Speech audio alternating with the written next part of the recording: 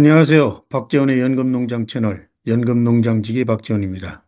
1월 29일 날 금가운 시장이 요동쳤습니다. 그런데 투자자들을 진짜 미치게 만든 건 폭락 자체가 아닙니다.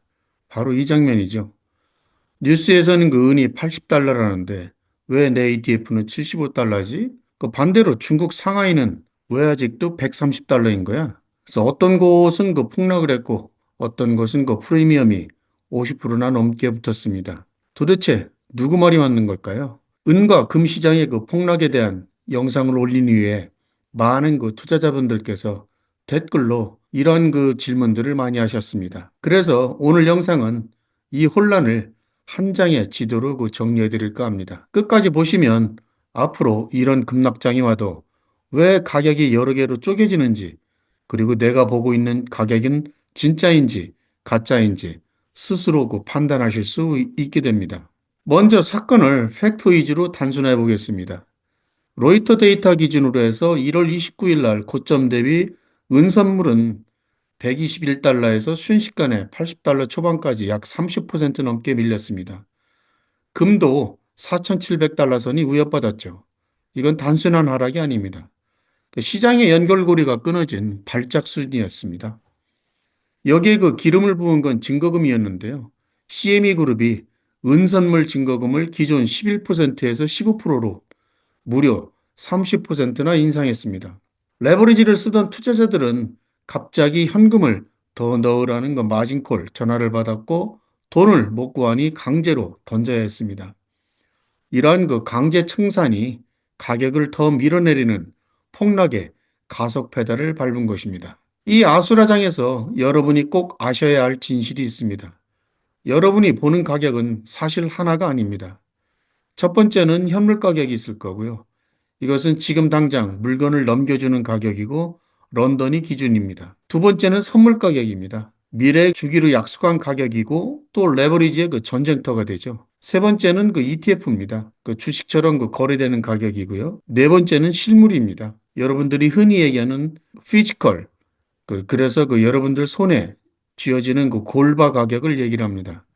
평소에는 이 네 가지가 끈으로 묶인 듯이 그 하나같이 움직이지만 이번처럼 그 증거금이 오르고 그 패닉이 터지면 이 끈이 늘어나거나 꼬이면서 네 개의 가격이 서로 다른 우주처럼 움직이게 됩니다. 가격을 결정하는 3대 무대를 알면 이 꼬인 술타리가 그 풀립니다. 첫 번째는 그 런던입니다. 이것은 그 현물의 언어라고 얘기를 하는데요. 전 세계 벤치마크 가격의 기준점입니다. 둘째는 미국 코맥스입니다. 여긴 그 선물의 언어입니다. 이번 그 사태처럼 증거금을 올리면 가장 먼저 가장 과격하게 반응하는 곳입니다. 세 번째는 중국 상하이인데요. 여긴 내수와 규제의 그 언어입니다. 우리끼리 사고팔고 정부가 그 관리합니다. 중요한 건 이겁니다. 런던과 미국이 패닉에 빠져서 추매를 할 때 상하이는 그 문을 걸어 잠그고 우리는 그 실물이 부족하니까 뭐 비싸게 부를 때라고 이렇게 버틴 겁니다. 그래서 그 가격 괴리가 생긴 거죠. 사람들이 가장 충격받은 숫자는 그 상하이 프리미엄 50%입니다. 실제 어떻게 계산되어 있는지 알아보겠습니다. 1월 30일 날 상하이 금거래소의 그 은 가격은 킬로그램당 29,485 위안이었습니다. 이걸 그 달러로 환산하면 약 132달러가 나옵니다. 그런데 같은 시각 서구권 뉴스를 보면 은 가격이 80달러까지 떨어졌다고 나옵니다. 132대 80달러. 단순 계산으로 보더라도 60% 넘게 상하이가 비쌉니다. 이것은 조작이라기보다는 마찰입니다. 중국 안에는 은 실물이 부족한데 자본 통제 때문에 싼 외국은을 바로 사올 수가 없는 것입니다. 그래서 갇혀있는 시장의 가격과 던져지는 시장의 가격 차이가 극단적으로 벌어진 겁니다. 그래서 이 프리미엄이 생긴 거라고 볼 수 있습니다.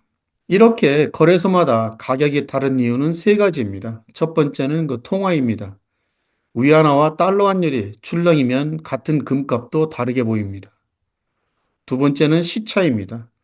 뉴욕이 자고 있을 때 아시아에서 투매가 나오면 뉴욕 가격은 반영이 안 된 상태로 멈출 수가 있습니다. 세 번째는 그 물류와 제도입니다. 이게 가장 중요한데요. 이론적으로는 싼 곳에서 사서 그 비싼 곳에 팔면 되지만 급락장에서는 그 비행기로 금을 나르고 정년하고 세금을 내는 동안 가격이 또 변합니다. 그래서 아예 이동을 그 포기해 버리니까 가격 차이가 좁혀지지 않는 겁니다. 다음은 현물과 선물의 괴리입니다. 보통은 선물이 현물보다 비쌉니다. 보관료나 다른 그 비용 등이 포함되기 때문입니다. 그런데 이번엔 정반대였죠. 선물이 현물보다 더 비참하게 깨졌습니다. 하늘색 그래프가 그것입니다. 이유는 아까 말씀드린 그 증거금 때문에 그렇습니다. 현물을 쥔 사람은 버티기에 들어갔고 선물, 즉 그 종이를 쥔 사람은 증거금이 부족해서 강제 매도를 당했습니다. 그 매도가 매도를 부르니까 선물 가격이 비정상적으로 짓눌린 겁니다. 이렇게 선물이 현물보다 낮은 가격을 백어데이션이라고 하는데 쉽게 말해서 지금 당장 현금화해야 하는 급박함이 만든 가격 왜곡이라고 볼 수 있습니다. 이 모든 현상을 관통하는 한 문장을 말씀드리겠습니다. 종이는 빠르고 금속은 느리다. 페이퍼, 즉 그 선물이나 계좌상의 금은 클릭 한 번으로 팔립니다. 공포심이 빛의 속도로 반영되는 것이죠. 하지만 그 피지컬, 실물 금속은 창고에 있고 배송되어야 하고 소매점을 거쳐야 합니다. 그래서 급락장에서는 종이 가격이 먼저 바닥을 치고 뚫고 내려가고 종로, 금은방이나 여러분이 받는 실물 가격은 요지부동인 경우가 많습니다. 이 속도 차이가 우리 눈에는 그 괴리로 보이는 것입니다. 마지막으로 ETF 투자자분들이 겪는 황당한 상황인데요. 대표적인 ETF인 그 SLV를 보겠습니다. 1월 30일 기준으로 해서 이 ETF가 가진 은의 실제 내재 가치는 93.5달러였습니다. 그런데 시장에서 거래된 가격은 75.4달러였습니다. 무려 19%나 싸게 할인돼서 거래된 겁니다. 왜 이런 일이 벌어진 걸까요? ETF도 결국 주식시장에서 사고 파는 증권이기 때문입니다. 파는 사람은 많은데 받아줄 사람이 없으면 실제 가치보다 훨씬 싼 가격이라도 던지게 됩니다. 원래는 기관들이 이걸 사서 차익을 맞춰줘야 하는데 시장이 너무 무서우니까 기관들도 손을 놔버린 것입니다. 그래서 여러분들이 본 마이너스 19%는 ETF 시스템의 일시적 마비를 보여주는 숫자라고 할 수 있습니다. 자, 이제 그 혼란을 정리해 드리겠습니다. 앞으로 이런 급락장이 오면 당황하지 말고 5가지만 기억하면 됩니다. 내가 보는 게 무엇인가? 스팟인가? 선물인가? ETF인가? 두 번째는 어느 시장에서 거래되는 건가? 런던인가? 아니면 프리미엄이 붙은 상하이인가? 세 번째로는 그 ETF라면 괴리율을 받는가? 그 본질 가치, 즉 NAV보다 그 싸게 던지고 있지는 않는가? 네 번째, 증거금 이슈가 있진 않은가? 강제 청산으로 인해서 일시적 왜곡이 발생한 것은 아닌가? 다섯 번째, 실물 프리미엄은 어떤가? 종이 가격만 빠지고 실물은 버티는가?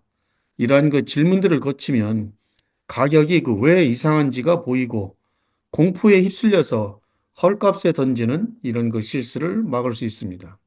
오늘의 결론입니다. 급락장은 가격이 아니라 시장 구조를 그 테스트하는 시간입니다.